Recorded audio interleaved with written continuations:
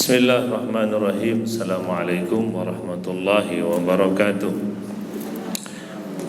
Alhamdulillah rabbil alamin, al-fatahil alim alladzi khalaqal insana min tin wa nahnu ala dzalika minasy syahidin syakirin walhamdulillahi rabbil alamin. Qala Allah ta'ala wa dzakkir fa inna dzikra tanfa'ul mu'minin. Qala Allah ta'ala لئن شكرتم لأزيدنكم ولئن كفرتم إن عذابي لشديد. قال رسول الله صلى الله عليه وسلم من أحيا سنتي فقد أحبني ومن أحبني كان معي في الجنة كما قال عليه الصلاة والسلام. Alhamdulillah, Bapak dan Ibu rahimakumullah, syukur kepada Allah dengan ucapan alhamdulillah. Setiap keadaan dan apapun keadaan kita, alhamdulillah. Bahwasanya semua itu datang daripada Allah Ta'ala. Tugas seorang hamba adalah memuji Allah Ta'ala. Salawat dan salam Allahumma salli wa sallim ala Sayyidina Muhammad wa ala ali Sayyidina wa maulana Muhammad, Nabi yang agung, Nabi yang sangat cinta kepada kita, telah menunjukkan jalan yang lurus, jalan yang putih, yang benar, sehingga man tabi'ahu, barang siapa yang mengikutinya, faqad faza fawzan azima, akan mendapatkan keselamatan yang besar di sisi Allah Subhanahu wa taala. Bapak Ibu rahimakumullah, ulama mengatakan dalam hadis Nabi sallallahu alaihi wasallam yang berbunyi, khaslatan man kanata fihi kataballahu syakiran sabiran. Subhanallah. Wa man lam takuna fihi lam yaktubuhu Allahu syakiran wala sabiran.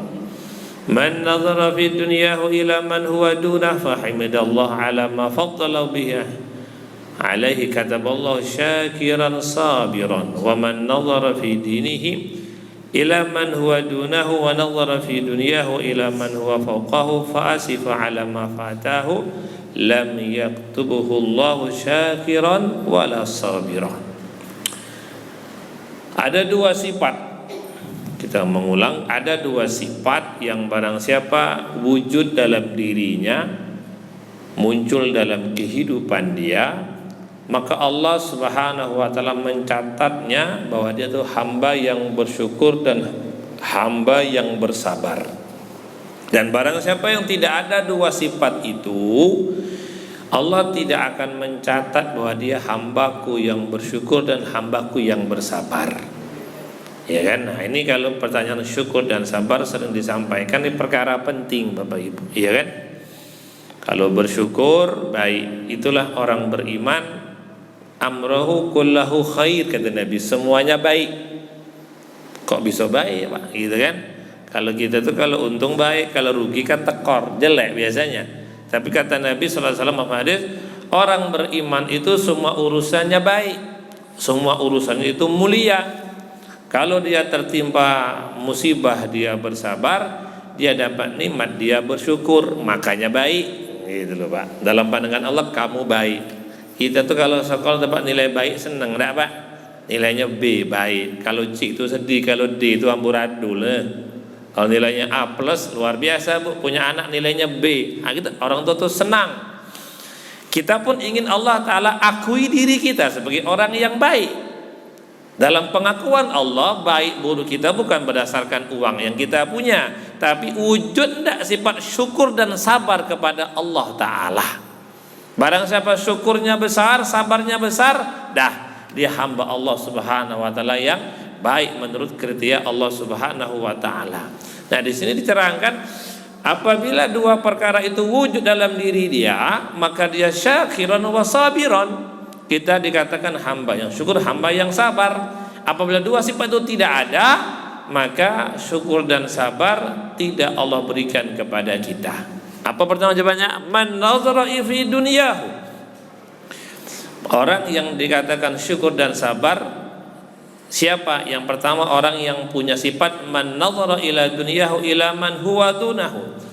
Dia melihat orang lain dari segi keduniaan, materi, maka dia pandang orang yang ya materinya itu lebih sedikit daripada dia.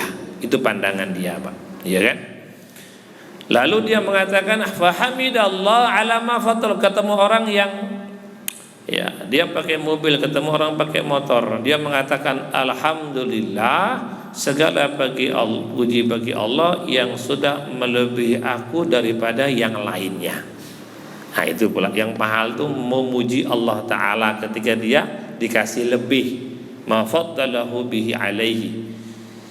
Nah begitu. Dari segi agama dia melihat yang ketika melihat orang yang keuangannya atau ekonominya di bawah dia mengatakan alhamdulillah, segala puji bagi Allah ala ma faddalahu bihi alaihi, yang sudah mengasihi aku lebih.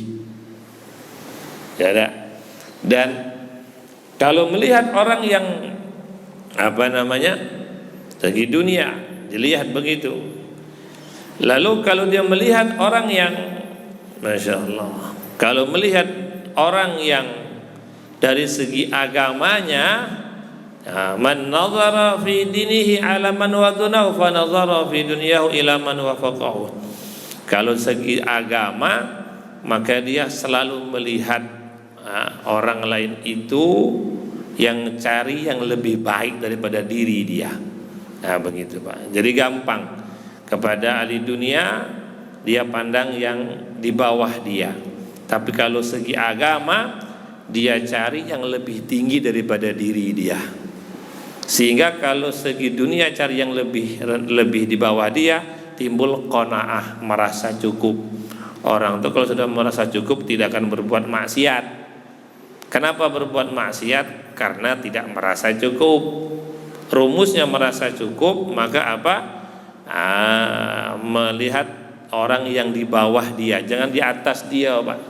Maka kata alim ulama, kalau kita lewat satu perumahan yang mewahnya, suruh nundukkan pandangan, takut kepengin, nanti Pak. Ya, bahaya kalau kepengin tuh Pak, bisa rusak satu keluarga itu sendiri kan. Nah, tapi kalau kepada agama, orang yang sholat, orang yang ngaji, perintah Nabi Sallallahu Alaihi Wasallam, lihat yang lebih tinggi. Kita sudah duluan ke masjid, tapi kawan kita di sop pertama, kita sop kedua, ya kan? Kawan kita sudah puasa Senin Kemis, kita puasa Daud, itu Pak ya. Kuat tak Pak? Tak kuat tak? Ya kan? Maka Bapak Ibu, kalau kita bisa melakukan itu, ya kan? Dari hal dunia pandang bawahnya, segi agama pandang atasnya. Kalau itu wujud dalam kehidupan kita, maka kita orang syukur dan sabar. Tapi kalau dua itu tidak ada, ya kan, dia sudah punya dari segi materi, tapi melihat yang lebih tinggi dulu, yang di bawah dia nggak dia lihat, ingin kepengen yang lebih tinggi. Saya motor, dia mobil, kan begitu, ingin yang lebih tinggi. Tapi kalau yang agama cari yang pas-pasan saja, ya kan. Sudah mending aku masjid 3 kali, syukur lah. Itu bukan syukur namanya Pak, ya kan. Tetangga itu baru 2 kali ke masjid, aku udah 3 kali sehari. Itu salah namanya. Perasaan dia benar, tapi melihat yang salah itu bahwa aku ke masjid 3 kali, alhamdulillah. Tetanggaku cuma 2 kali, itu salah Pak. Kalau itu diucapkan, maka syukur dan sabar dia dicabut oleh Allah Subhanahu wa Ta'ala. Karena perbedaannya begini, dunia tuh dia kan terbatas, limited dia. Kalau agama tuh unlimited. Dunia akhirat itu, dunia tuh terbatas. Umur kita terbatas. Kalau makan sepiring enak, 2 piring enak, 3 piring muntah, cobalah. Ya kan terbatas. Tidur 6 jam enak, tambah lagi 2 jam. Enggak bisa menjem, 10 jam mana bisa menjem. Iya gitu. Ada terbatas bahwasanya makan, minum, tidur itu terbatas. Itulah dunia. Maka perintah Allah Ta'ala sudah qanaah, merasa cukup lah. Ketika dia melihat yang lebih, itu jadi masalah. Karena kata alim ulama, sumber masalah manusia melawan Allah karena melihat materi dalam hidup dia itu sendiri. Namun Bapak Ibu rahimakumullah, ketika dalam agama atau akhirat itu memang gak unlimited, dia tidak ada batasnya. Takwa itu gak ada batas, ridho itu gak ada batas, ya kan? Sifat baik itu nggak ada cukupnya gitu loh. Ada orang khatam Quran Minimal setahun 2 kali. Ada yang khatam Quran di kitab itu 6 bulan sekali. Ada yang khatam Quran itu 3 bulan sekali. Ada yang khatam Quran 2 bulan sekali. Ada yang sebulan sekali. Ada yang 40 hari sekali. Ada yang 20 hari sekali. Ada yang khatam Quran 10 hari sekali. Ada yang khatam Quran seminggu sekali. Ada yang khatam Quran 3 hari sekali. Ada yang sehari sekali. Ada yang sehari 2 kali. Ada sehari 8 kali. Coba gila kan. Kita dengar saja bingung. Yalah Pak Ustaz, terima kasih banyak lah informasinya tu lah. Terima kasih banyak informasi. Pilih yang mana? Aku tak milih dak sikok pun dia bilang. Mau khatam berapa kali? Setahun 2 kali tak milih. Dak. Mau kasih informasinya Pak Ustaz dia bilang gitu kan. Bapak Ibu, nah cerita itu alim ulama buat menunjukkan kepada kita bahwasanya ketaatan yang namanya akhirat itu harus tengok yang lebih tinggi lagi gitu loh. Anak saya 3 misalnya begitu, alhamdulillah, bilang kan anak tetangga tuh, masya Allah, ya kan? Anak saya 3 udah sembahyang galau, anak saya tetangga baru 3 cuma 2 yang sembahyang salah. Kalau punya anak kita 3 sudah ngapal Quran galau, lihat anak tetangga yang hafal Quran 4 orang jumlah anaknya. Sehingga apa? Timbul semangat untuk akhirat. Karena Bapak Ibu, akhirat itu walaupun kita bawa bekal banyak, tetaplah kurang di akhirat. Tetaplah kurang. Kata Nabi kepada putri, kalau kamu wahai putri melawan hisab, maknanya itu mano hisab hari kiamat, aku bawa bekal banyak, mesti dia kalah. Mesti dia kalah. Satu orang Bani Israel alaihissalam, di ketika itu beribadah 500 tahun tak bermaksiat kepada letar fata'ain, 500 tahun sujud sampai lekuk tempat sujudnya itu. Begitu hebatnya karomah dia, sujud di satu pulau yang di tepi lautan, di tengah-tengah tuh muncul mata air yang segar, tidaklah asin, dan tumbuhlah buah 5 yang berbuah 24 jam. Kesan ibadahnya tuh begitu Pak. Bapak nggak lihat, kalau lihat tanaman disiram kembang, tanaman saja kembang disiram dengan air comberan pun berbunga. Gimana kalau disiram dengan air mata manusia itu Pak?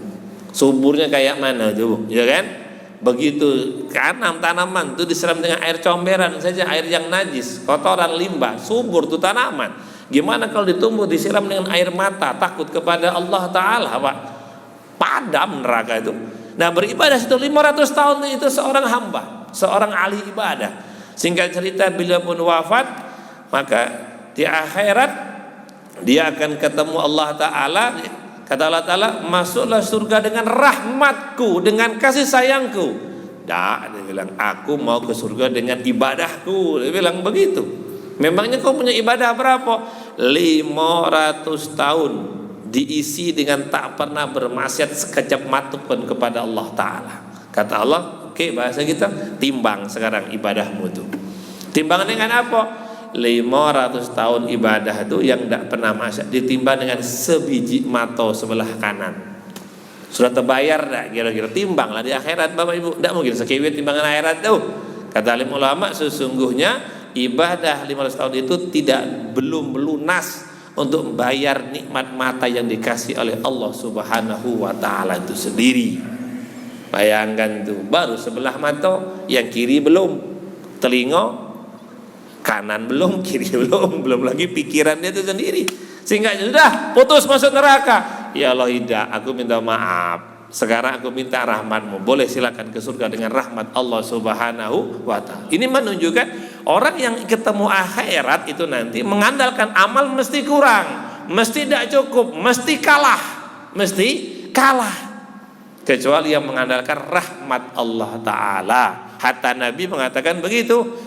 Wala anta ya Rasulullah, engkau ke surga bukan dengan amalmu. Wala ana, aku pun bukan dengan amalku, kecuali Allah Ta'ala merahmati aku. Ini menunjukkan tawaduknya Nabi. Yang kedua, mengajarkan kepada umat pentingnya menarik kasih sayang Allah. Di mana letaknya?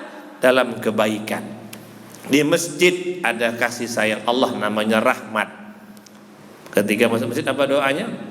Allahumma ftahli abwaba rahmatika. Ya Allah, bukakan seluruh pintu rahmatmu.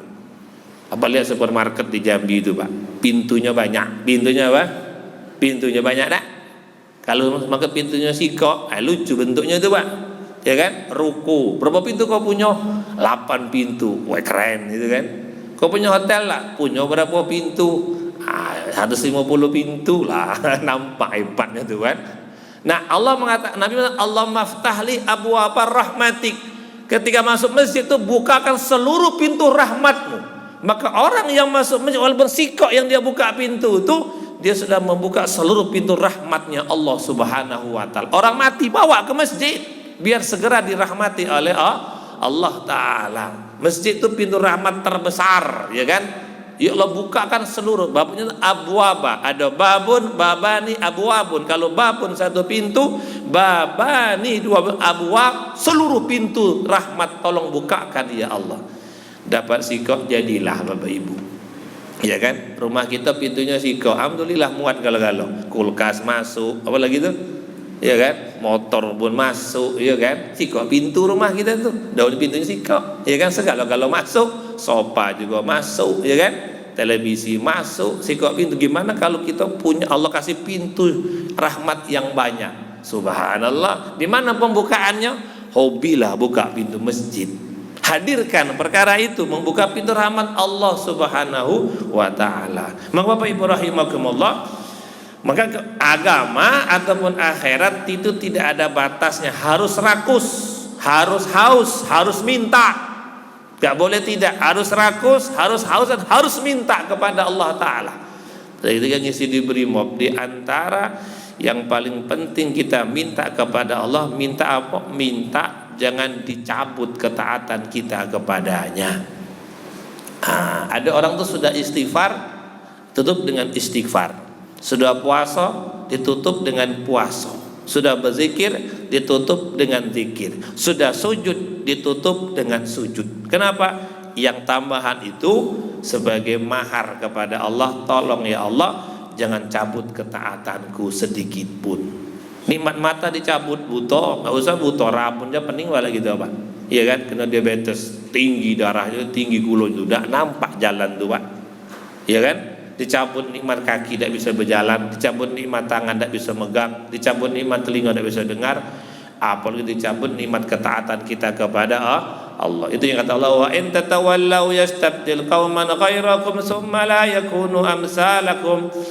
Yang ditakuti orang-orang yang dekat dengan Nabi ketika itu padang pasir, musuh banyak. Ini kan nggak takut miskin, mereka tidak takut tidak makan, nggak takut ketemu musuh. 1 lawan 1000 payu kata mereka. 1 lawan 1000 maju, 1 lawan 2000 maju. Khalid bin Walid, ada musuh 60.000 ya Rasul, aku maju dewean bae ya Rasul. Wah, bayangkan tuh Pak, 1 lawan 60.000 dah tuh. Aku dewek maju ya Rasul, yang lain suruh istirahat, biar aku selesaikan tuh. Abdullah bin Rawaha, ketika itu pasukan Islam 3.000, musuh ketika itu 200.000 lebih. Wah ngeri itu Pak. Abdullah begitu semangatnya, dia punya kuda tebas kakinya. Kenapa? Biar nggak niat pulang sama sekali. Kalau gitu kabur, dah, ya kan? Baru imam assalamualaikum, assalamualaikum, listrik mati, kabur kalau Pak mulia. Alasan panas, iya juga ya dah.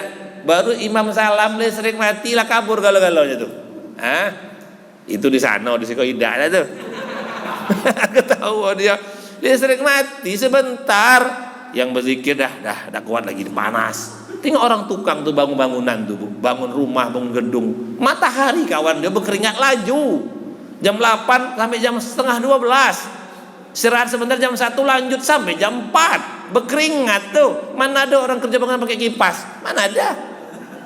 Mana ada pakai kipas? Ada. Matahari kawan tuh berkeringat, enggak boleh. Orang untuk dunia mampu begitu. Kalau dia jatuh mati beneran tuh Pak.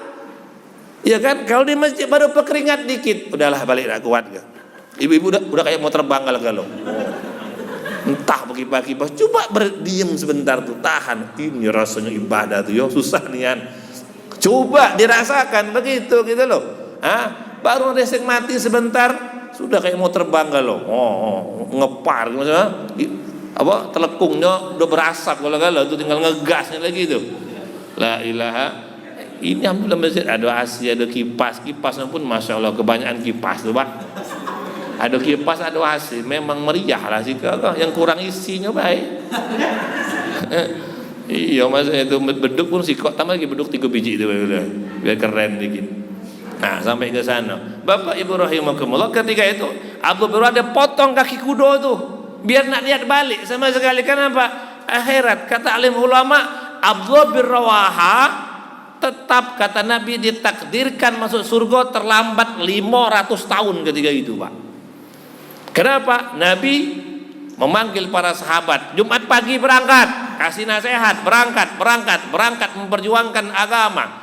Ketika itu Abdullah bin Rawaha dia paham nih kalau nanti berangkat tidak balik lagi dah, dia bilang. Karena saudara 3.000 lawan 60.000 dan lawan 200.000 tidak bakal balik, tidak bakal.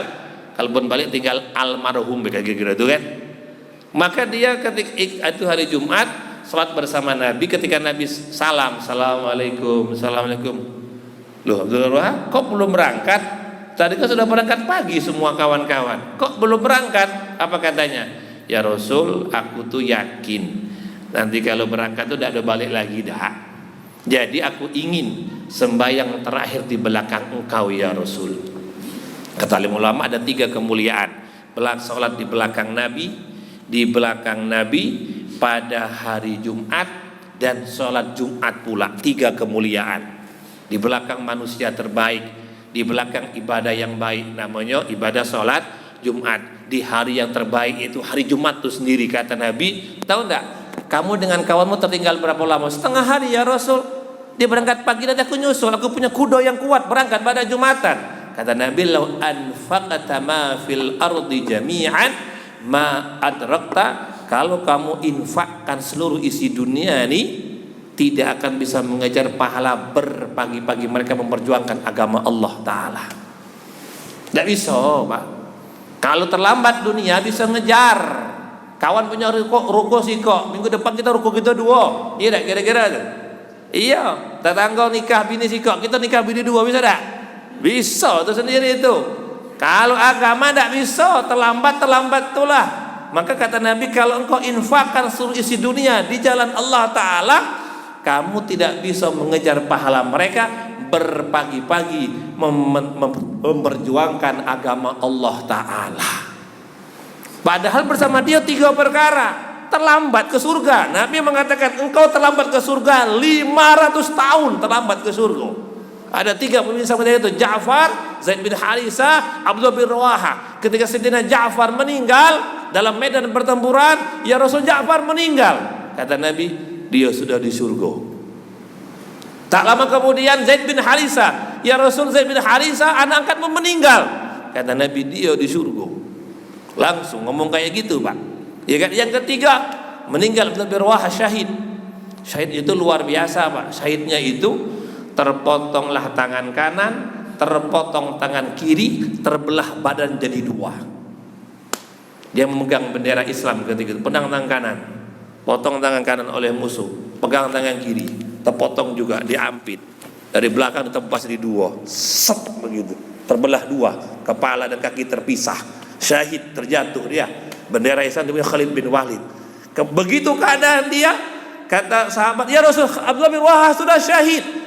Nabi diam. Kata sahabat, ya Rasul, itu Abdullah bin Rawaha, bukan orang munafik. Nabi kok nggak bilang surga langsung?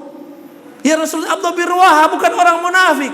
Kata Nabi diam agak lama, baru dia di surga. Nah diamnya Nabi itu, kata alim ulama, dia akan ke surga terlambat 500 tahun. Apa hikmahnya itu? Nah itu tadi itu hikmahnya. Azan terlambat, ngaji terlambat, tahajud terlambat, buka puasa terlambat, ibadah terlambat berbahaya. Jadi apa? Tertunda ke surganya Allah Ta'ala. Karena Quran mengatakan 3 ayat, fastabiqul khairat, harus lomba dalam ketaatan. Yang pertama, yang kedua apa? Fafirru ilallah, gas kencang mentaati Allah, jangan mundur, gas kencang. Kalau tuh motor 100 gas pol, matilah gitu kan. Fafirru itu tuh kencang sekencang-kencangnya, kan gitu. Kata yang ketiga, fas'au ila dzikrillah, fas'au itu loncat secepat mungkin datang kepada perintah Allah Ta'ala. Orang bangun tahajud tuh, ya kan? Itu pula Bang kan. Kalau bangun tuh ada loka dunia langsung bergerak, dia berdiri langsung tuh. Bini Bang, tahajud. Masih lama dia tengok tuh, masih jam 1 dah. Jam 2 kan bisa tahajud. Bini diem lah, timbang suami marah dah. Lanjut jam tidur tuh. Jam 2 bangun Bang. Jam 2 tuh. Iya jam 2 aku tahu lah. Lanjut tidur tuh Pak. Sampai azan subuh. Azan subuh. Bukan baru sekali begitu, berkali-kali. Sampai yang bangunkan capek. Udah lah, enggak usah bangunkan lagi kata malaikat. Repot nih anda tuh.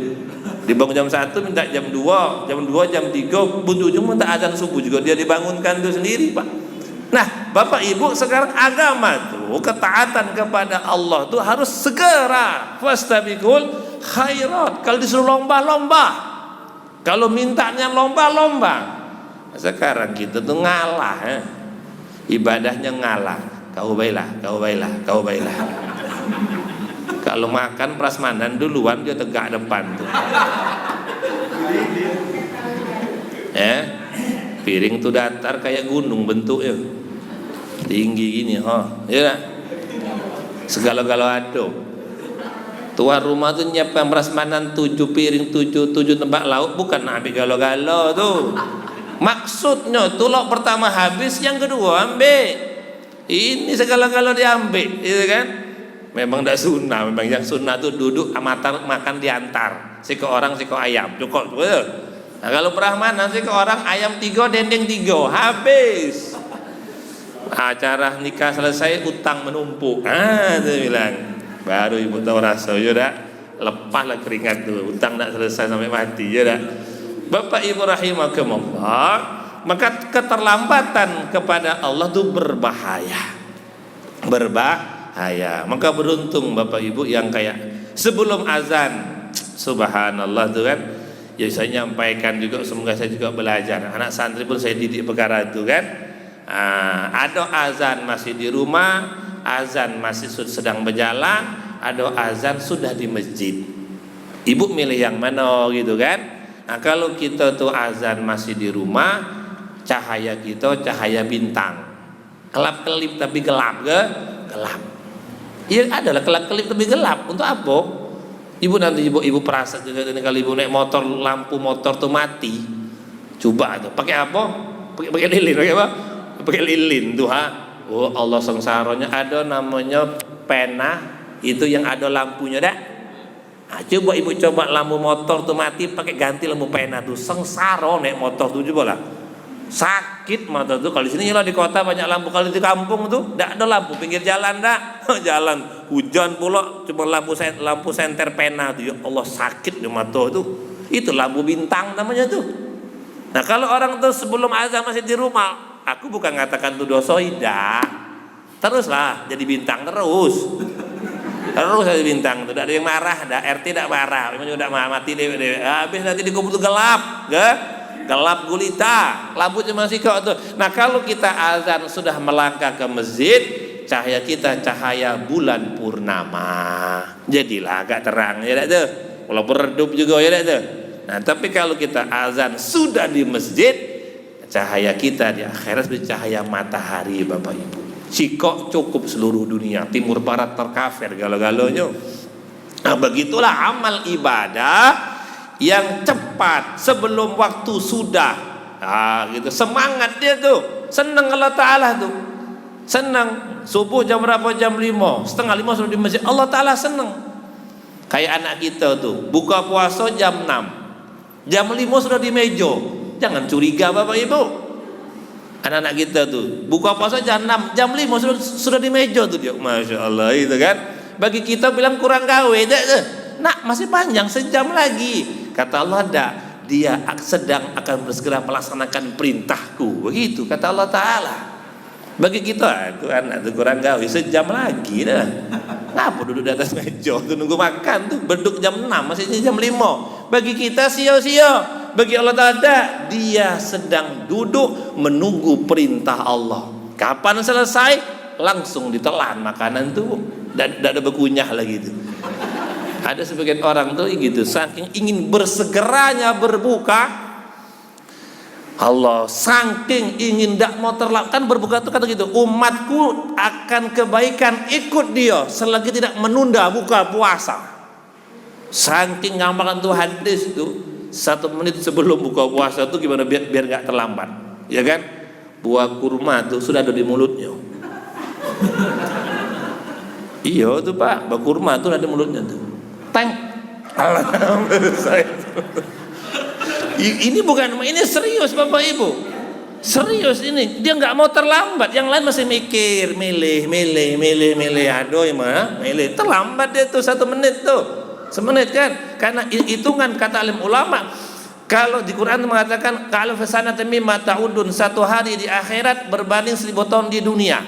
Ada mengatakan di Quran khamsina alfasana, 1 hari berbanding 50.000 tahun. Itu kalau dimati-matikan 1 menit akhirat di dunia seperti 34 tahun lamanya. Kalau umur kita 60, 70, maka umur kita tuh hanya 2 menit saja di akhirat, tidak lebih daripada itu. 2 menit masih juga suka lalai, ya tuh. Nah, nabung bukan nabung duit, nabung dosa tiap malam tiap hari. Nah, 2 menit 34 kali 2 berapa? 68 tahun. Kalau umur kita 68 tahun di dunia nih, itu hanya 2 menit hitungan akhirat. 2 menit tuh kalau dia baik, dia akan selamat selama-lamanya. Salah menggunakan 2 menit tuh, waktu puasa tidak puasa, waktu sholat 2 menit tuh dia gagal menggunakan hidup, dia akan gagal selama-lamanya. Tidak akan ujung, nggak ada ujungnya sama sekali, nggak akan selesai sama sekali. Maka dulu orang begitu ingin segera berbuka tuh, nggak mau terlambat dalam ketaatan. Sehingga apa? 1 menit sebelumnya, 1 menit lagi nih, ya kan? Buah kurma udah di mulutnya. Sudah duduk beduk, Allahu Akbar, Allahu Akbar. Alhamdulillah, cepat tanpa doa. Itu anak muda bisa, kalau orang tua udah pantas kayak gitu dah Pak ya. Tengok-tengok anak masa. Kalau orang muda ada apa-apa kayak gitu kan? Ada sebagai air minum langsung dia ingin apa? Bukan apa-apa, mengamalkan ayat fastabiqul khairat, bersegera mentaati perintah Allah Subhanahu wa taala. Maka Bapak Ibu rahimakumullah, ke bulan Rajab. Masya Allah, pandangan kita lagi Rajab, habis itu Sya'ban, Ramadan, Syawal. Ya kan? Nyambut Ramadan tuh Rajab, Sya'ban baik-baik, nyambut Syawal dengan puasa. Jadi nyambut Lebaran puasa 1 bulan, nyambut Ramadan puasa 2 bulan, Rajab sama Sya'ban. Tidak usah 2 bulan lah, ambil Senin Kemisnya baik.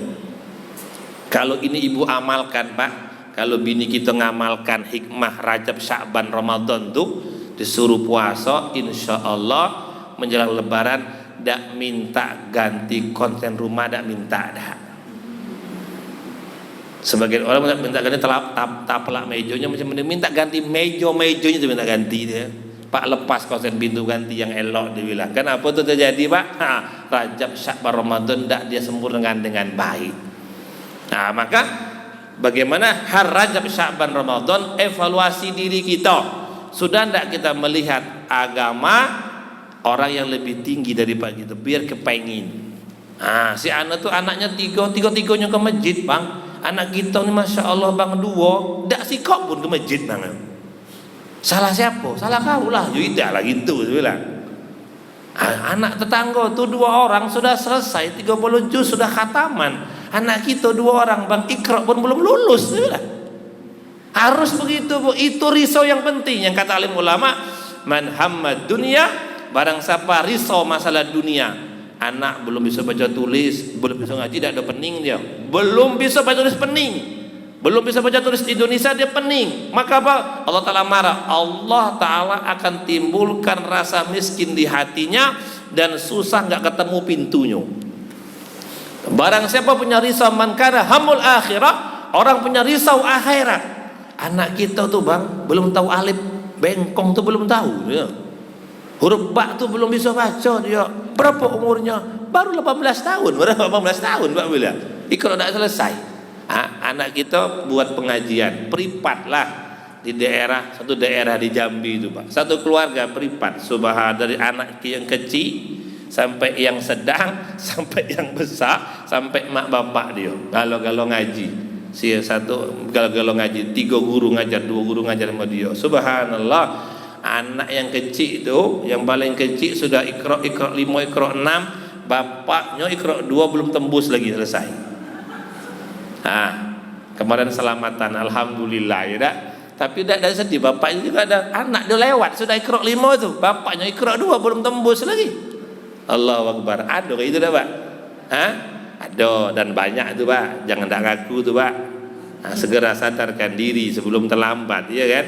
Nyerah bela, ya Allah bener aku kok salah, belum bisa ngaji dah itu. Jangan ada nyerah Pak. Bahaya kalau kita perang tuh sudah kalah, angkat bendera putih, insya Allah selamat. Kalau dak habis, habis. Nah, Bapak Ibu rahimakumullah, maka kita ingin secara materi, maka kita berpandangan orang yang di bawah dengan kita, biar timbul syukur dan sabar. Kalau segi agama, pandang yang lebih tinggi lagi. Subhanallah, sehingga apa? Bukan timbul iri dengki, tapi agama kita sempurna di hadapan Allah Subhanahu wa ta'ala. Semoga nanti dengan Rajab, Sya'ban, Ramadan ini Bapak Ibu semangat dalam berbuka puasa. Ada namanya buka puasa, memberi buka puasa elok, ya kan? Walaupun sebiji kurma, masya Allah, kue-kue. Bapak Ibu, tak kalah pentingnya itu adalah bukan berbuka, tapi apa? Sahur bersama. Ada sih sahur bersama? Ada Pak? Ini ada enggak ada? Gimana ini betul kok? Belum betul? Wah itu Pak, itu luar biasa tuh. Kalau buka bersama sudah banyak di Jambi. Kalau sahur bersama, mungkin cuma sikoadonya itu Pak. Itu pun baru niat, baru niat, ya kan? Sahur bersama, dibuat tidak ada yang datang, tidak ada yang datang, ya kan? Ada Bapak Ibu, ya kan? Tidak ada yang datang. Bersahur siapa yang mau, gitu kan? Tapi Bapak Ibu, insya Allah kita mungkin kalau buka bisa tiap hari bersama, dah. Tapi kalau sahur mungkin seminggu sekali, karena terkejut galau masalahnya kan. Sahur itu payah dibangunkan. Bapak Ibu rahimakumullah, maka amal-amal yang orang tidak biasa buat lalu kita buat, itu amal sangat mengagumkan Allah Subhanahu wa ta'ala. Nah, demikian Bapak tentang syukur dan sabar. Yang mudah nyambung sudah saya sampaikan. Lah kira-kira itu. Nah, Bapak Ibu kira-kira ada yang bertanya udah? Nah, silakan monggo. Tadi itu kan dicerita tentang sahabat radhiyallahu anhu. Nah, sahabat radhiyallahu anhu itu kan puasa juga, sholat juga, ya kan. Kemudian di situ jihad juga. Jadi seperti waktu itu habis untuk beribadah kepada Allah. Nah, kembali kepada zaman kita sekarang ini kan, sehingga sahabat kan dapat ridho dari Allah, ya kan. Nah, kita setback ke kehidupan kita, zaman kita yang sekarang ini. Kita kan sholat juga, puasa juga, ya kan. Tapi kita tidak ada kegiatan jihad itu, ya kan. Kegiatan kita misal senam pagi, lari pagi, gitu kan. Jalan-jalan ke pasar, ke mall, segala macam kan. Nah, zaman kita ini kira-kira bisa tidak dapat ridho sebagaimana sahabat itu dapat ridho dari Allah Subhanahu wa ta'ala. Nah, itu pertanyaannya Ustaz. Ya, Bapak Ibu, kalau ridho tuh kita bisa kita dapatkan, cuman volumenya ndak kayak sahabat, ya dah. Tetap didapatkan volumenya tuh. Kalau sahabat 100%, kita kok dapat 10 jadilah, ya kan? Karena memang Nabi SAW memberikan wasiat dalam Imam Tirmizi, bahwasanya orang di zaman beliau itu tidak boleh kurang mengamalkan waktu untuk agama 90%. Kalau mau kurang halak, kata Nabi, kamu akan celaka. Kalau orang zaman Nabi itu, zaman ada Sayyidina Abu Bakar, kalau waktu mereka itu dikatakan 24 jam, 90% kurang dari 100% itu 89 tok waktunya untuk agama, mereka akan dibinasakan oleh Allah Ta'ala. Namun setelah kurun para sahabat, Allah Ta'ala hanya minta kita itu menggunakan waktu hidup itu 10% waktu untuk fokus kepada agama. Kalau itu dibuat, maka sebagaimana orang terdahulu mendapatkan kemuliaan dan ridha Allah, kamu juga akan dapatkan. Jadi mana pembagian waktu? Pembagian waktu. Orang sahabat tuh sembahyang pun dia ingat Allah, di pasar pun dia ingat Allah.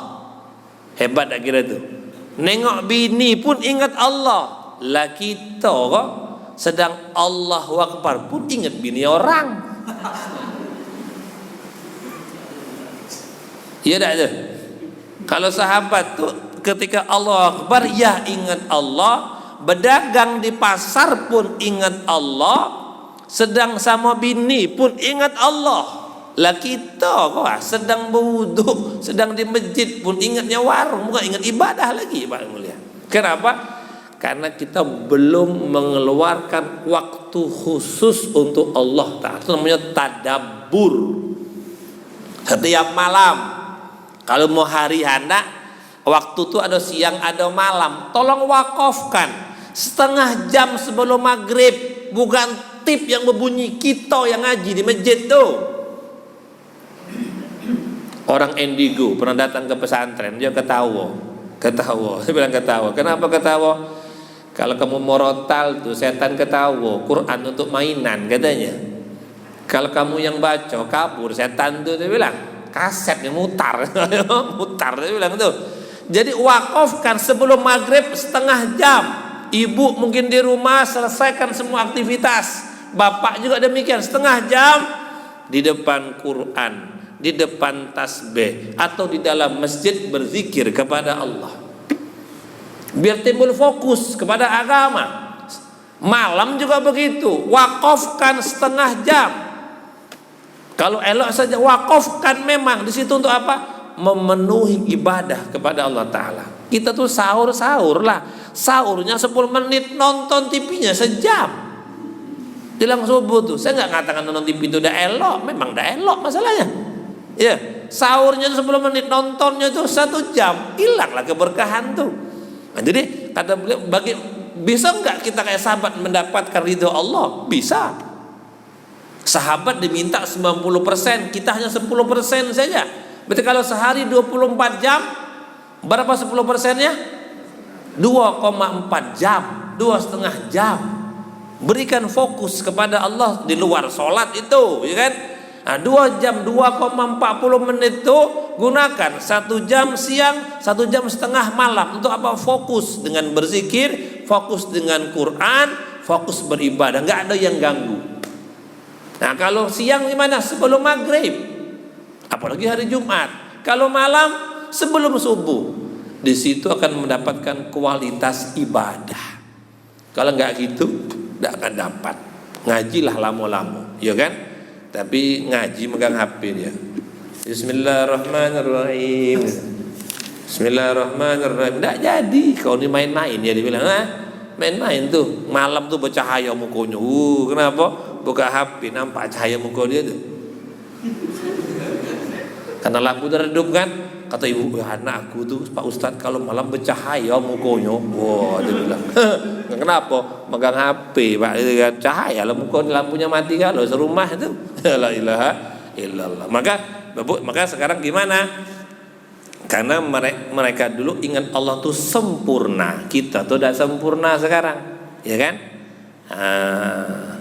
Jadi bagaimana caranya? Harus meluangkan waktu. Maka adanya tariqah, adanya suluk, adanya tadabbur, adanya safar religi. Biar apa? Akan ada fokus kepada Allah Ta'ala itu sendiri, ya kan? Kalau tidak ada fokus, insya Allah gitu ya. Niat tuh Pak. Ya minimal kayak sembahyang tuh, sempurnakan zikirnya, qobliyah, ba'diyahnya. Jangan sembahyang ingat makan, nantilah makan tuh. Maksud saya itu melatih perkara itu. Ketika pegang tasbih ingat niat. Sekarang saya tanya ibu-ibu tuh. Ketika kata imam bilang ilahana ya Rabbana subhanallah, subhanallah. Ibu masih yang ibu ingat tuh bukan Allahnya. Kapan tiga-tiganya nih? Diingat tuh angkonya tuh Pak. Aduh 3, 6, 9, 12. 33 itu. Iya itu. Yang diingat bukan Allah, angkonya itu mah. Kalau kita bertahlil, kata Imam, afdhalu dzikri fa'alam annahu la ilaha illallah, la ilaha illallah. Kita nunggu apa? Kapan selesai ini? 50 kah, 70 kah, 100 kah? Dia enggak meresapi zikir itu sendiri. Iya beda. Iyalah khatib dekan ittaqullah. Kata makmum, "Kamu nih yan gini kapan selesai? Ngantuk sudah kok." Itu kenyataan, Pak. Diri kita hampa masalahnya. Tidak ada hampa. Sudah dengar khotib 40 tahun, tidak bertambah sih kok pun ilmu, tidak bertambah dah. Ikut makmum di Masjid Nurdin, pergilah sana, ikut Masjid apalah, ikut khotibnya luar biasa. Apa yang terjadi? Makmumnya tuh tidak bertambah satu ilmu pun, nggak bertambah sama sekali. Kepada Allah takut bertambah, dak. Dengan isi tambah sayang, dak. Sama Allah tambah takut, dak. Dak galau, iya beda. Iya beda. Nah untuk aku tuh, gitu kan. Nah itu kenapa kok bisa begitu? Karena kita belum meluangkan waktu fokus kepada Allah Ta'ala. Ibu gak punya jadwal khusus. Tiap hari 1 juz belum ada. Tiap hari zikir 100 belum ada. Tiap hari sedekah 1000 belum ada. Iya gak kira-kira tuh? Tahajud khusus jam 2 belum ada. Istiqomah 2 jam 9 belum ada. Puasa tuh kalau Ramadan baik, Ramadan gak ada puasa gitu kalau tuh Pak. Iya kan? Nah karena kita belum mengkhususkan waktu untuk Allah, Allah belum kasih dirinya kepada kita. Enggak dikasih sama sekali. Allah tuh mahal bukan murahan. Sil'atallahil ghaliyah kata Allah. Aku tuh punya dagangan mahal bukan murah kata Allah Ta'ala. Sil'atallahil ghaliyah. Allah punya dagangan tuh mahal. Yang beli orang kaya, mahal masalahnya. Apa orang kaya? Orang yang khusyuk kepada Allah Ta'ala. Alhamdulillah sebagian masjid tuh kita terapkan di masjid sebelum sholat, habis azan, qobliyah, menjelang qomat zikir. Jadi kalau di pondok kita tuh antara azan dan qomat bukan jam yang menentukan, bukan pakai jam, pakai apa? Habis azan, ba'diyah, zikir semuanya, subhanallah, subhanallah 10 kali, alhamdulillah 10 kali, Allahu akbar 10 kali, la ilaha 10 kali, istighfar 10 kali, ayat kursi, tegakkan qomat, sholat. Ndak ada melamun, ndak. Ini sekarang habis azan, qobliyah duduk melamun. Apa gawe ya? Buka HP dia. Mana bisa lah. Allahu akbar. Wah tadi WA tuh belum balas lagi tuh. Oh, ibu ketawa tuh. Memang begitu kenyataannya. Tinggalkan dulu. Selagi kita ada celah itulah setan masuk. Dalam sholat berjamaah kenapa harus rapat? Setan masuk di situ. Kalau setan masuk, uzkur kaza. Ingat yo, habis ini kita ke sana. Iyalah sabar dikit nih. Aku lagi sembahyang nih. Rapatkan sholat itu sendiri biar apa? Setan enggak membisikkan kepada kita. Nah, sebagian ulama dahulu setelah azan qobliyah menjelang sholat dia baca Quran. Sekarang ada lagi tak? Ada orang menjelang qomat baca Quran? Ada. Sebelum qomat berzikir ada? Mana ada? Tak bisa baca Quran, tak mau berzikir berdoa be. Habis sembahyang, habis qobliyah itu doa. Ngapa miknya ini doa? Tak baca Quran, tak keren Pak Ustaz, malu. Apalagi berzikir, dibilang sok-sokan pula ada. Bapak lihat orang-orang India itu kadang kalau kita sana dia jadi sebelum maghrib tuh habis azan, ya kan? Di qobliyah habis itu dalam qomat tuh doa dia, doa. Doa yang kayak doa pengemis nih ya Allah sampai qomat. Nah sekarang kita tuh baru dengar begitu, oh iya Pak Ustaz elok juga, baru tahu ya. Itulah satu kesalahan besar Bapak Ibu, kebunduran besar. Nah, mulai setelah azan qobliyah berzikir dulu. Nah, ada Quran. Ini pula masjid kayak ada Quran. Mana Quran masjid ini bilang? Oh di belakang. Quran tuh di depan bukan di belakang letaknya. Kalau aku salah maaf Bapak, marah-marahlah. Ah, marah-marahlah. Ah, ya kan?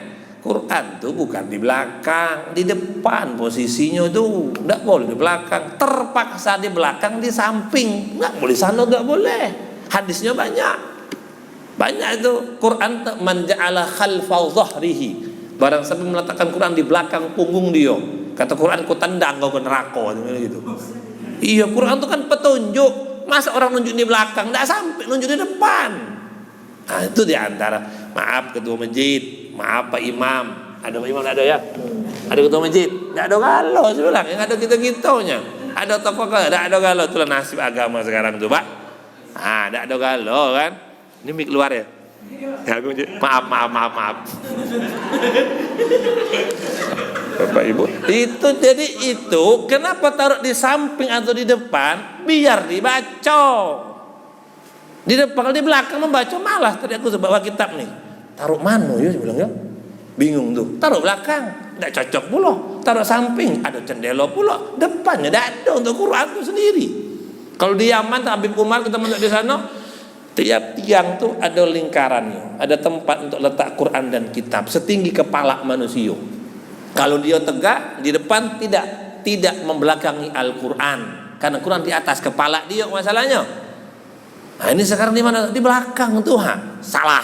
Saya bilang salah, marah lah, pokoknya salah. Nah, taruh depan, ini sopnya kok mundur ke belakang dikit ya kan? Ada Qurannya. Jadi kadang mau sebelum komat baca dulu Quran. 1 lembar, jadilah. Nah, jadi panjang ceritanya dah. Jangan. Minta tuh musyawarah dulu ketua masjid, jangan pindah-pindah ya dah. Atau mimbarnya ke belakang, mimbarnya musyawarah dengan ketua masjid, pengurus baik-baik. Kalau dia sepakat, alhamdulillah, ada, ya sudah, itu baik.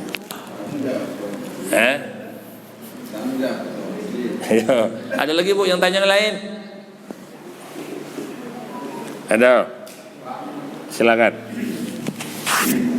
Kan kita gini Pak, kita kan dianjurkan cara yang baik Pak, lihat yang baik, bicara yang baik. Kita harapkan hasilnya yang baik Pak. Ternyata hasilnya tidak baik Pak. Itu satu Pak. Kenapa? Ya. Kita Pak. Ya. Tapi kita lihat yang baik kan Pak, banyak yang dipantau orang yang baik lihat cewek cantik itu kira gimana Pak? Termasuk nasihat mata ya Pak? Allah.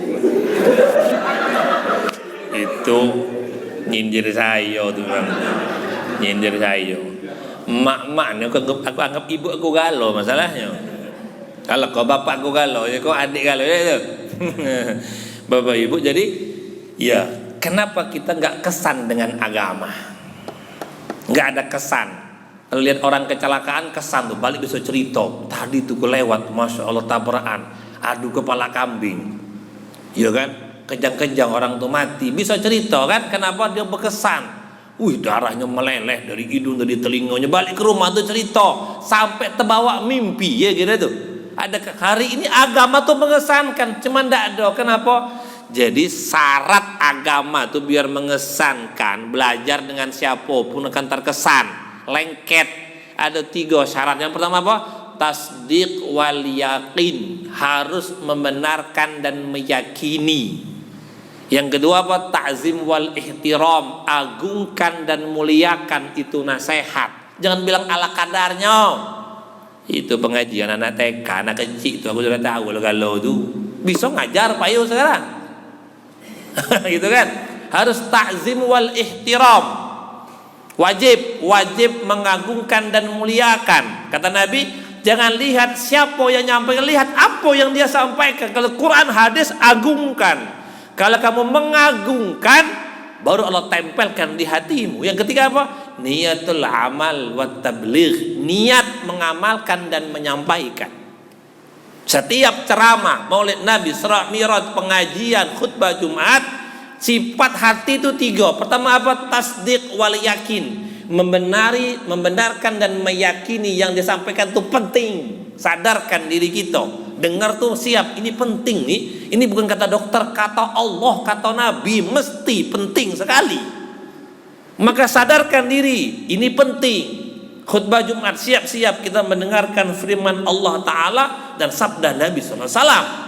Bukan pengumuman Pak RT, Pak RW, bukan. Bisa gotong royong, itu penting juga. Nah, yang kedua apa Pak? Ta'zim wal ihtiram, agungkan dan muliakan perkara itu. Apa maknanya? Imam Malik ketika orang tanya, Syekh, aku ingin tanya hadis. Tunggu sebentar. dia ke rumah, ke dalam rumah, dia mandi, berwudu, sholat hajat pakai jubah, pakai serban. Baru dia berani ngomong. Kau tanya hadis yang mana? Kenapa? Aku ingin melafalkan hadis Nabi, aku ingin menjaga adab kayak mana Nabi menyampaikan hadis, begitu Pak. Jadi maknanya apa takjub itu?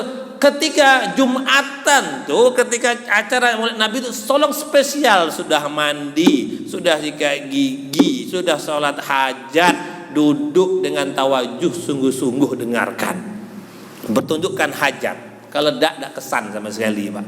Walaupun datang malaikat Jibril nyampaikan agama, kau laku akulah. Iyo. Kata Ustaz Lufi, turun malaikat Jibril khutbah di sini, tidur galau itulah yang ada, dia bilang. Ya kan? Memang berhenti kerja setengah 12, memang sengaja.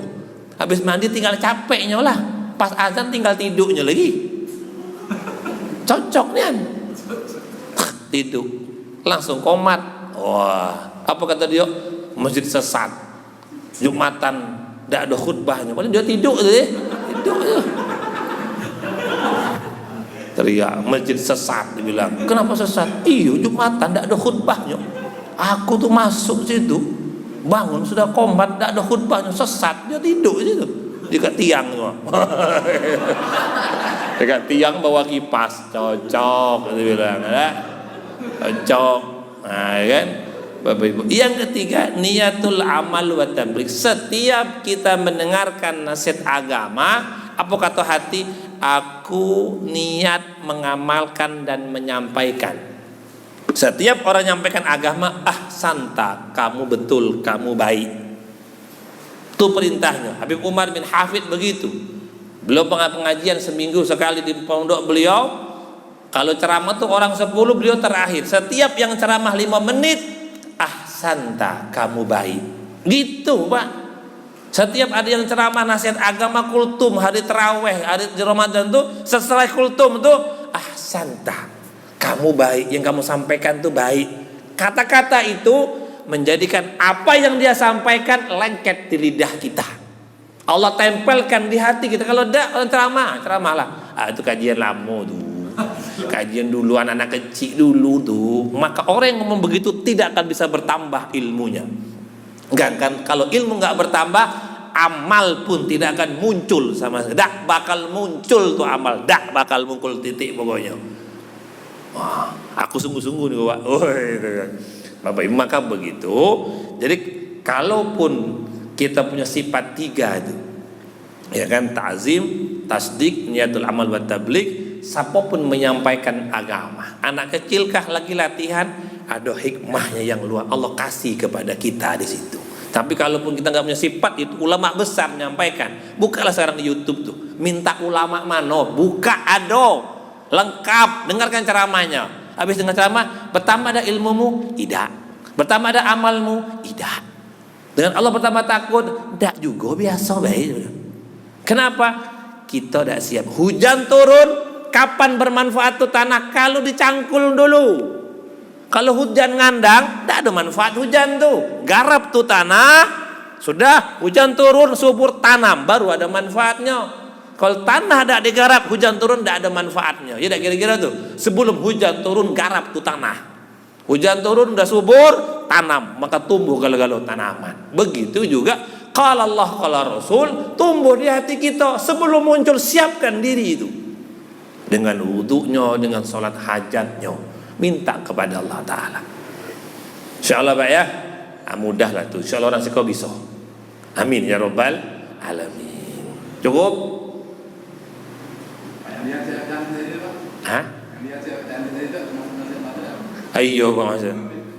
Ya Rabbi, ya Rabbi, ya Rabbi. Jadi kan gini Pak, wajah wanita, Imam Syafi'i mengatakan wajah itu bukan aurat. Sepakat ya? Perempuan itu muka dan telapak tangan bukan aurat. Ditengok standar tidak masalah. Tapi kalau nengoknya dengan nafsu itu jadi dosa. Ya kan? Nafsu itu apa? Kepengin berbuat maksiat. Itu namanya nafsu, salah dia. Apa itu fitnah? Timbul niat buruk, itu namanya dosa. ya kan? Maka bagus sebagian pengajian ibunya pakai hijab, hanya dengar suara baik. Pak Ustadz kayak radio, ada kedengaran orang gitu kan? Elok juga ada masalah. Nah, jadi kalau yang dosa itu apa? Nah, kalau melihat Pak, nggak hanya dengan wanita, nengok laki-laki dengan laki-laki ditengok, timbul nafsu, dosa.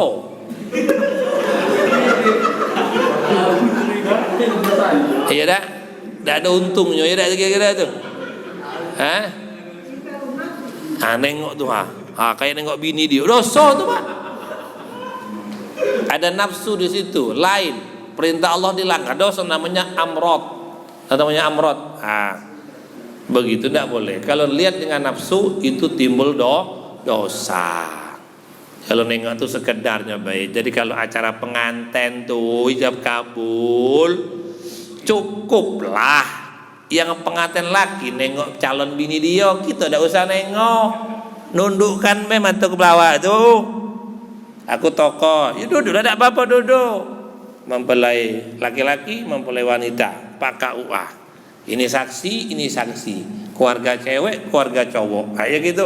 Nah, yang nikah kan berdua tuh baik. Kita sudah nikah kalau dah. Sudah ketika akad sudah nunduk aja Pak, nunduk. Sah, selesai. Ya kan? Iko bini orang ditengok Buktinya kamera tuh ada nah.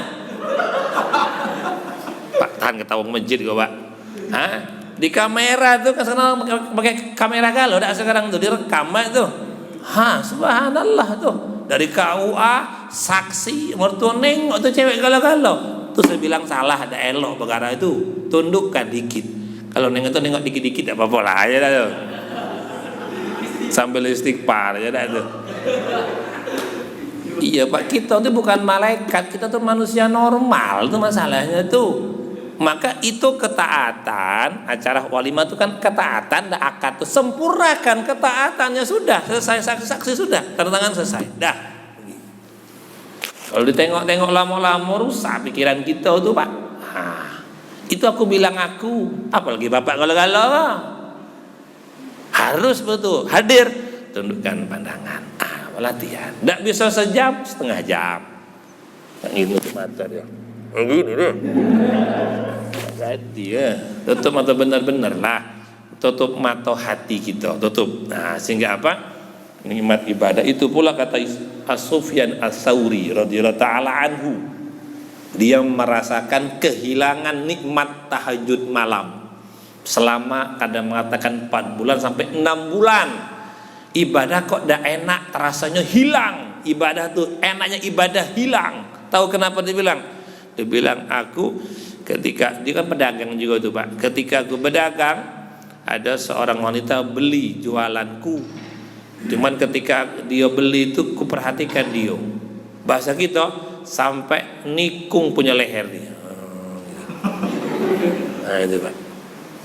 Sebab perkara itu Allah tak suka dicabut kenikmatan ibadahnya sampai nikung kepalanya tuh. Mutar. Seng begitu. Itu kita semua lah gitu dah Pak. Iyalah, dak ada nikung rugi pula dia bilang itu. Rugi dia bilang kan? Maka itu yang menjadikan apa? Saripati inti agama itu rasanya hilang. Kalau kita bisa nunduk, buka dengan kitab itu. Allah kan wajada halawatal iman.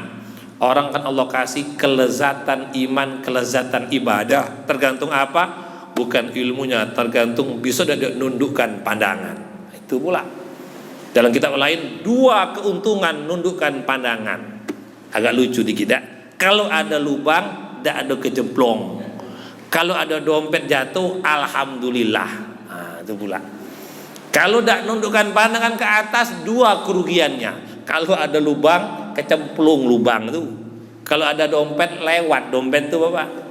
Wajadada halawatal iman. Allah tidak akan kasih kelezatan ibadah kalau dia tidak berani menundukkan pandangannya. Itu cuman. Ngapa sembahyang Pak Ustadz di Siko, sembahyang di masjid, tembusnya mana? Trona. Tembusnya mana? Mandala apa? Mandala apa? Mandala mat. Yang baru tuh apa tuh? Transmart. Di sini jasad dia sampai ke Transmart tuh. Tembus anu galo-galo. Yang muda-muda kok kasirnya galo-galo, Alfamaret, Indomaret dia bilang begitu tuh. Kenapa? Itu tadi karena dia nggak pintar menundukkan pandangan. Ada orang besok lamo ngajinya, lamo sembayangnya. Bukan dia sehat vitamin 4 5 sempurna, dak juga. Mang dia teri sama tahu juga. Kok bisa betah ibadahnya Bapak? Kenapa? Dia punya kelebihan menundukkan pandangan. Itu hadiah dari Allah Ta'ala. Minimal niat dulu lah, ngurangi. Minimal niat, insya Allah Pak Ustadz. Insya Allah apa? Insya Allah tidak ngamalkan. Rugi. Niat dulu Pak, insya Allah Pak Ustadz, aku akan mengurangi untuk mendapatkan kekuatan ibadah. Apalagi sudah umur 40 ke atas, kau sudah lah sadar ya Pak ya. Kalau gitu masih muda galau, dak? Ya dak tuh, masih jauh dari penyakit ya kan? Atau bisa gempa bumi habis. Cukup, ada yang lain lagi? Jangan Bapak lagi lah, yang lain lah dulu. Bismillah. Assalamualaikum warahmatullahi wabarakatuh. Waalaikumsalam. Tadi kan kalau Ustaz itu masuk surga tidak dengan nama itu tapi dengan rahmat Allah. Ya. Nanti orang berpikiran apa aku beribadah selama ini. Rahmat Allah itu bagaimana Pak? Iya, jadi gini, betul dengan rahmat Allah. Tapi rahmat Allah itu turunnya di mana? Ya di ibadah itu sendiri. Ya kan? Rahmat Allah itu turunnya di ibadah. Kenapa dengan rahmat Allah? Biar orang gak bangga dengan ibadah. Ingat Pak, bangga sombong dengan dunia itu dosa. Yang lebih besar dosanya sombong dengan ibadah. Risiko kok tadi malam cuman aku yang tahajud. Oh keren. Jempol dulu. Gitu dah. Kalau dia bilang risiko kok aku yang paling kaya. Memang iya sih. Iya kan? Ada maklum memang dia paling kaya. Mau bilang apa lagi? Semua pakaian dia laundry, makan dia catering lah kita. Nyuci dewe, masak dewe. Bangga dengan dunia sombong, oke. Jelek, tapi ada eloknya. Kalau yang tadi itu, tahu tak Bapak Ibu? Tadi malam tuh si Koko yang tahajud cuma aku dewe. Kau neraka tanpa hisap, neraka tanpa hisap. Langsung masuk, nggak tanya lagi dah. Nah, jadi Allah Subhanahu wa taala menentukan surga dengan rahmatnya. Rahmat itu dalam ibadah. Biar apa? Biar orang tidak bangga dengan ibadahnya. Ibadah itu lanjutkan, lakukan saja untuk memancing turunnya rahmat. Ada orang ibadah ada dapat kutukan juga, ya tak? Ada orang tahajud dapat pahala, ada dapat kantuk juga. Ada yang puasa dapat pahala, ada yang puasa dapat haus, lapar saja. Ya gitu. Ada orang sedekah dapat pahala, dapat pujian saja. Berarti apa? Ada yang beribadah dapat rahmat Allah, ada yang tidak dapat. Tapi rahmat Allah dalam ibadah itu sendiri, bukan dalam maksiat. Paham tuh? Jadi tetaplah beribadah. Semoga entah di puasa, entah di sholat, di situ rahmat Allah terbesar tumpah kepada kita. Nah, itu maksudnya. Tinggalkan semua maksiat. Kenapa? Di setiap maksiat ada murkanya Allah. Kalau kita pegang, kita ambil, tato mati mendadak, habis mati membawa titil murka Allah Ta'ala. Jadi harus terus lanjut. Paham insyaallah tuh? Kalau sudah ibadah tuh dilupakan, kayak buang hajat. Jangan diingat, aku kok sudah nyumbang masjid, tahu enggak kamu? Wah, aku ini sudah tahajud kemarin tuh. Kalau begitu, jadi malam ini tidak tahajud lagi lah, aku sudah kok. Gitu kan? Tidak boleh kayak begitu. Kalau ibadah yang sudah ya sudah. Kalau masih ingat, masih di bawah langit. Kalau dia lupa, dah sampai langit namanya, lewat langit itu sendiri. Cuman payah lupa dah. Ya, lupa kan? Jumat kemarin sedekah, aku sudah ngisi 5.000, ingat enggak? Masih ingat tuh. Datang Pak RT nanti hari lebaran puasa. Bu, ibu hari ini ngasih buka puasa yo. Pak RT 2 hari yang lalu kan aku yang ngasih tuh. Wah, masa Pak RT tidak baca gitu kan? Harusnya Pak RT datang, ibu hari ini ngasih buka puasa. Insya Allah. Walaupun yang dulu kemarin sudah, insya Allah. Jangan bilang kan sudah kemarin, tahu enggak kau tuh? Yang makan kemarin yang enak itu tuh aku yang buat tuh. Itu amal elok bagus tapi keliru namanya itu. Betul tapi keliru, sehingga apa? Amalnya habis. Gimana tarik lagi istighfar? Insyaallah tarik kembali. Insyaallah ya. Udah cukup udah malam juga ya dah. Nanti ini meledak 1 jam, dah ada yang nengok nanti itu. Allahumma salli wa sallim ala sayyidina Muhammad wa ala ali sayyidina wa maulana Muhammad. Ya arhamar rahimin, ya arhamar rahimin, ya arhamar rahimin. Allahumma barik lana fi Rajab wa Sya'ban wa ballighna Ramadan. Allahumma barik lana fi Rajab wa Sya'ban wa ballighna Ramadan. Allahumma ihdina wahdi bina wahdi an-nas jami'a waj'alna sababan liman ihtada. Rabbana ighfir lana wa liwalidina warhamhum kama rabbawna shighara wa li jami'il mu'minina wal mu'minat bi rahmatika ya arhamar rahimin. Wa sallallahu ala sayyidina Muhammadin nabiyil karim walhamdulillahi rabbil alamin. Taqabbalallahu minkum. Taqabbal